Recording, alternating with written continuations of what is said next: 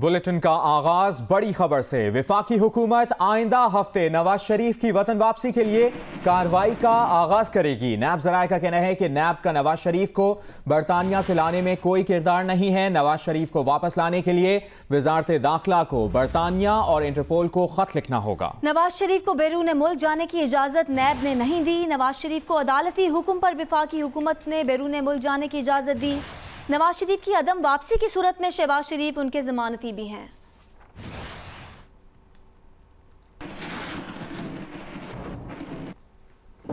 विफाकी वजीर शेख रशीद अहमद ने साबिक वजीर आजम नवाज शरीफ को वापस लाने के हुकूमती ऐलान पर शकूक और शुबहात का इजहार कर दिया है। लाहौर में न्यूज़ कॉन्फ्रेंस के दौरान शेख रशीद ने कहा कि हुकूमत इसहाक डार और सुलेमान शहबाज को वापस नहीं ला सकी तो क्या नवाज शरीफ को लाना आसान होगा। वज़ीर आज़म इमरान खान पहले ही नवाज शरीफ को जाने की इजाज़त देने पर पछता रहे हैं। उनका यह भी कहना था कि मरियम नवाज ने नैब पेशी पर जितने पत्थर पड़वाए वो शहबाज शरीफ की सियासत को लगे हैं। मरियम सोचती हैं कि वो नाअहल हो गई हैं तो शहबाज शरीफ और हमजा नाअहल हुए बगैर क्यों घूम रहे हैं। दूसरी जानिब नून लीग के रहनुमा एहसन इकबाल ने दावा किया है कि नवाज शरीफ को बाहर भेजने से पहले उनके मुआलिज तक से इंटेलिजेंस इदारों के जरिए तफ्तीश करवाकर तसल्ली की गई थी। अब इसे डील करार देना ज्यादती है। प्रोग्राम आज शाहजेब खानजादा के साथ में गुफ्तगू के दौरान उन्होंने कहा कि नवाज शरीफ सियासी तौर पर मुतहरिक नहीं।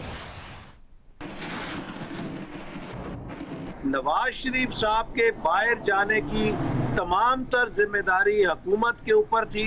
हुकूमत ने तस्दीक की और मैं ज़ाती तौर पे जानता हूँ कि इन्होंने इंटेलिजेंस एजेंसीज को यहाँ तक पड़ताल करने का हुक्म दिया कि वो डॉक्टर्स जो उनका इलाज कर रहे थे उनके बैंक अकाउंट्स चेक किए गए, उनको इंटेरोगेट किया गया, हर तरीके से तसल्ली की गई कि कोई मामले में गड़बड़ तो नहीं है। वज़ीर साइंस और टेक्नोलॉजी फवाद चौधरी का कहना है कि नवाज शरीफ लंदन में 20 साल के जवान बन गए हैं। अदालतें नवाज शरीफ से रिपोर्ट्स मांग रही हैं तो वो रिपोर्ट्स नहीं भेज रहे। इसका मतलब है कि जाते वक्त जो रिपोर्ट्स जमा करवाई गईं वो झूठ थी। ये भी कहा कि हुकूमत ने इस मामले की तहकीकात का फैसला किया है। इस जुर्म में 10 साल कैद की सजा है। देखते हैं कौन कौन पकड़ा जाता है। फवाद चौधरी ने कहा कि आपा और पापा चाचा की सियासत का बेड़ा गर्क करना चाह रहे हैं। क्या ये जो नवाज शरीफ साहब अब अल्हम्दुलिल्लाह ठीक है और उनकी सेहत ठीक है, क्या जाते हुए भी इतनी ख़राब थी? लग रहा है नहीं थी। क्यों लग रहा है? क्योंकि जो ही नवाज शरीफ साहब जो हैं वहाँ पे उतरे हैं वो तो बिल्कुल 20 साल के जवान बन गए। और उनकी जो रिपोर्ट्स हैं जब यहाँ हाई कोर्ट ने मांगी, पंजाब वालों ने मांगी, उन्होंने नहीं दे सके। और इसका मतलब ये है कि जो रिपोर्ट्स यहाँ पे थी वो जाली थी। अब तो नवाज शरीफ ज़ाहिर है लंदन में फिर रहे हैं, कॉफ़ियाँ पी रहे हैं और एक सियासत और हो रही है। आपा और पापा चाचा की सियासत को बेड़ा गर्क करना चाह रहे हैं। और तर्जुमान मुस्लिम लीग नून मरियम औरंगजेब का कहना है कि इमरान साहब NRO के बयानिए से अवाम को अब बेवकूफ़ नहीं बना सकते। नवाज शरीफ पंजाब हुकूमत की दरख्वास्त पर कानूनी तरीके से इलाज कराने गए हैं। इमरान खान की सियासत नवाज शरीफ से शुरू और उनके नाम पर ख़त्म होती है। मरियम औरंगजेब ने कहा कि इमरान खान की कारकर्दगी सिफर और करप्शन तारीखी है। इमरान खान को अपनी नालायकी और करप्शन छुपाने के लिए नवाज शरीफ के नाम का सहारा लेना पड़ता है। मरियम औरंगजेब ने यह भी कहा कि इमरान खान जहांगीर तरीन को लंदन से बुलाने के लिए मुतालिका कानूनी ऑप्शंस इस्तेमाल करने की हिदायत करें।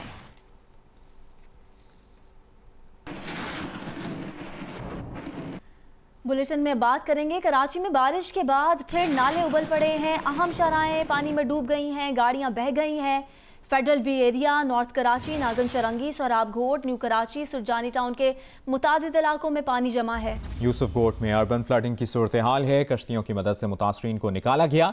शाहराह पाकिस्तान पर मुख्तलिफ मकामात और आयशा मंजिल से लंडी कोतल चौरंगी तक पानी जमा है। कुरंगी कॉजवे भी ट्रैफिक के लिए बंद है। मुख्तलिफ हादसात में 3 अफराद जान से गए।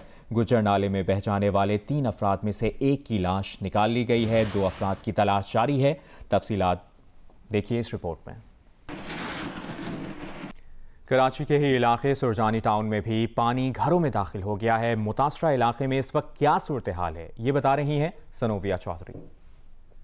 जी इस वक्त हम मौजूद हैं सुरजानी टाउन में, और जहाँ पर इस वक्त हम मौजूद हैं और आप देख सकते हैं कि कराची में होने वाली जो गुज़श्ता रोज़ की बारिश थी, जिसके बाद जो है ये वो इलाके हैं जो बहुत ज़्यादा मुतासर हुए हैं। ये यहाँ पे अगर आप देख सकते हैं तो इस इलाके की न सिर्फ यहाँ पर इसकी सड़कें ज़ेरे आब आ चुकी हैं, बल्कि जो यहाँ का इनका रहायशी इलाका है, जो यहाँ की गलियाँ महल्ले हैं, वहाँ पर भी पानी जो है वो भर चुका है। लोग बहुत ज़्यादा परेशान हैं, चूँकि घरों में पानी दाखिल हो चुका है, तो लोग यहाँ से नकल मकानी भी कर रहे हैं और काफ़ी ज़्यादा परेशानी हो रही है लोगों को। यहाँ पर हमने देखा है कि कुछ लोगों की जानिब से राशन भी तकसीम किया जा रहा है, लेकिन लोग जो है वो बहुत ज़्यादा परेशान दिखाई दे रहे हैं। और आप देख सकते हैं कि ख़ास तौर पर हमने देखा कि ख़वातीन हैं घरों की, और इसके अलावा बच्चे हैं जो कि इसी पानी से गुजरे। ये तो आप मेन शाहरा का मंजर देख रहे हैं, लेकिन इससे अंदर जो घरों की जो गलियाँ हैं वहाँ पर बहुत ज़्यादा सूरत हाल ख़राब है। घरों में पानी आ चुका है, लोगों के पास जो है वो लोग घरों में महसूर हो गए हैं। लोगों का यही कहना है कि अब तक यहाँ पर निकासी का अमल नहीं हो सका है, अगर आज भी बारिश हो जाती है तो सूरत हाल मज़ीद ख़राब हो जाएगी। जी, कराची के इलाके न्यू कराची बिस्मिल्लाह स्टॉप पर नाले में डूबने वाले 4 अफराद में से एक की लाश निकाल ली गई है। 2 की तलाश जारी है, जबकि एक शख्स को जिंदा बचा लिया गया है। इस वक्त वहाँ क्या सूरत हाल है, ये बता रहे हैं नुमाइंदा जियो न्यूज़ काशिफ मुश्ताक।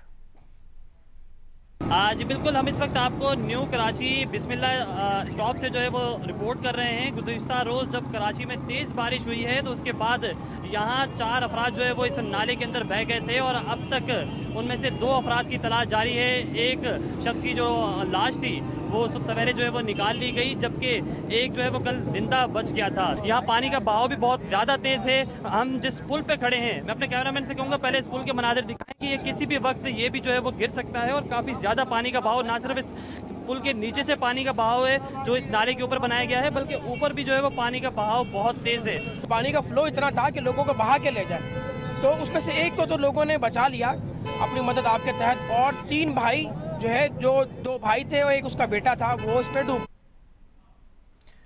जबकि महकमा मौसमियात ने बताया है कि कराची में मानसून सिस्टम जोर पकड़ रहा है। शहर में आज बारिश की शिद्दत ज्यादा हो सकती है, कुछ इलाकों में तेज और कुछ इलाकों में मूसलाधार बारिश का इम्कान है। डायरेक्टर महकमा मौसमियात के मुताबिक कराची के कुछ इलाकों में 100 मिलीमीटर से जायद बारिश हो सकती है। अर्बन फ्लडिंग का भी खतरा रहेगा। शहर में 26 अगस्त तक तेज बारिश का सिलसिला वक्फे से जारी रहने का इम्कान है। 26 से 28 अगस्त तक तेज समंदरी हवा के साथ मुतदिल बारिश हो सकती है।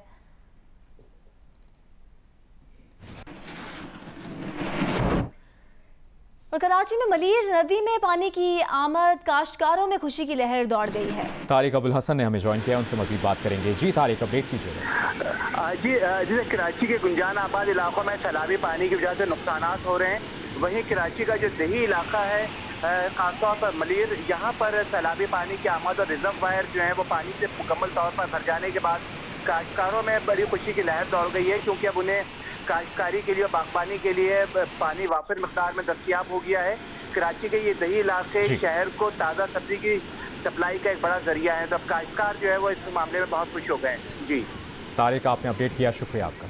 कराची के 300 पुलिस अफसरान में से सिर्फ 67 अफसरान अपर कोर्स में कामयाब हो सके। नताइज के मुताबिक एक खातून समेत 23 अफसरान को इजाफी रियायती नंबर देकर कामयाब करार दिया गया। क्या नताइज रहे? नुमाइंदा जियो न्यूज़ अफजल नदीम डोगर हमारे साथ मौजूद है, उनसे जानेंगे। अफजल बताइएगा।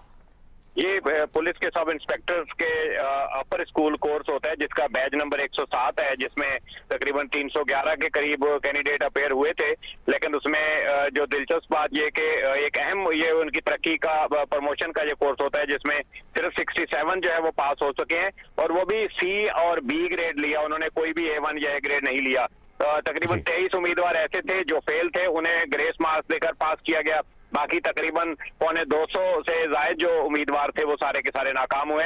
और उसमें दिलचस्प बात यह कि बहुत सारे ऐसे अफसरान हैं जो मुख्तलिफ थानों में SHO और दीगर उहदों पर तैनात रहे। बहुत शुक्रिया आपका अफजल नदीम डोगर। कराची में सोहराब घोट के करीब मुबैना पुलिस मुकाबला हुआ है। पुलिस के मुताबिक 2 जख्मी मुल्जिमान अस्पताल मुंतकिली के दौरान दम तोड़ गए हैं।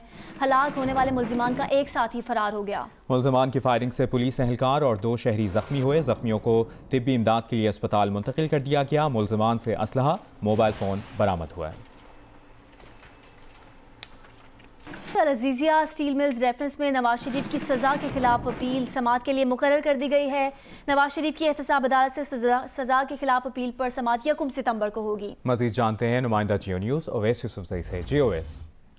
जी, इस्लामाबाद हाई कोर्ट के रजिस्ट्रार ऑफिस ने कॉज लिस्ट जारी की है, जिसके मुताबिक अब अल-अज़ीज़िया स्टील मिल्स रेफरेंस में नवाज शरीफ की सजा के खिलाफ अपील को 1 सितंबर के लिए समाअत के लिए मुकर्रर कर दिया गया है। जस्टिस आमिर फारूक की सरबराही में 2 रुकनी बेंच इस अपील पर समाअत करेगा, जिसमें जस्टिस मोहसिन अख्तर कियानी भी शामिल होंगे। नवाज शरीफ ने एहतसाब अदालत से जो उन्हें 7 साल कैद की सजा सुनाई गई थी अल-अज़ीज़िया स्टील मिल्स रेफरेंस में, उसके खिलाफ ये दरखास्त दायर कर रखी है। इस अपील पर अब समाअत होगी। इससे कबल अदालत ने इसी अपील पर नवाज शरीफ की जो सजा है वो मुअत्तल करके उनको जमानत दी थी तिब्बी बुनियादों पर, और वो इलाज के लिए बाहर गए थे। इस अपील के साथ ही 2 मजीद अपीलें हैं जो नैब की जानिब से भी दायर की गई हैं, वो भी समाअत के लिए फिक्स कर दी गई हैं। एक अपील है जिसमें अल-अज़ीज़िया स्टील मिल्स रेफरेंस में नवाज शरीफ की सजा बढ़ाने की इस्तदा की गई है, और नैब ने अपनी अपील में ये कहा है कि नवाज शरीफ को जो 7 साल कैद की सजा सुनाई गई थी वो कम सजा है, उनकी सजा 14 साल की जाए। और फ्लैगशिप रेफरेंस में जो बरी किया गया था नवाज शरीफ को, वो बरियत का फैसला भी नैब ने चैलेंज किया है। इन तीनों अपीलों को अब समाअत के लिए मुकर्रर कर दिया गया है। यूसुफज़ई, तफसीलात बताने के लिए बहुत शुक्रिया आपका। बुलेटिन